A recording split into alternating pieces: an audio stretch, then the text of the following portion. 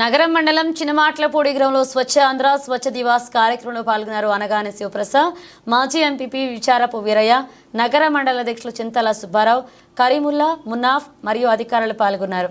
చంద్రబాబు నాయుడు గారు ఆంధ్ర రాష్ట్రం మొత్తం మీద స్వచ్ఛాంధ్ర స్వచ్ఛత మిషన్ కింద ఈరోజు ప్రతి నెల 3వ శనివారం ఈ ప్రోగ్రాం చేయడం జరుగుతుంది.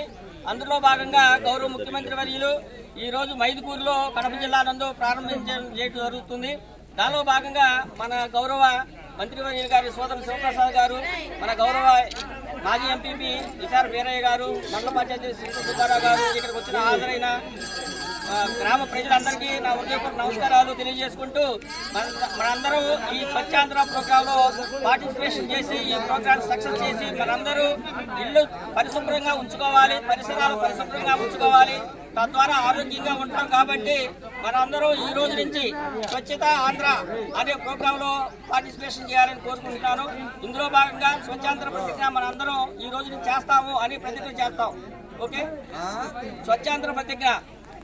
నేను నా పరిసరాల పరిశుభ్రత కొరకు ప్రతిరోజు కొంత సమయం కేటాయిస్తానని నా వంతు కృషిగా స్వచ్ఛతా కార్యక్రమాల కొరకు శ్రమదానం చేసి పరిశుభ్ర ఆంధ్రప్రదేశ్ సాధించే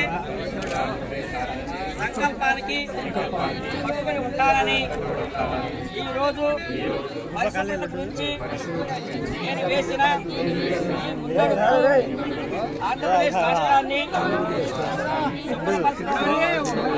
సహాయం చేస్తుందని నమ్ముతూ ఈ రోజు నుండి వారికి కూడా ఉచితమైన అవగాహన కల్పించడానికి ప్రయత్నిస్తానని, మన ఆంధ్రప్రదేశ్ను స్వచ్ఛ ఆంధ్రప్రదేశ్గా తీర్చిదిద్దేటట్లు నా వంతు కృషి చేస్తానని ప్రమాణం చేస్తున్నాను.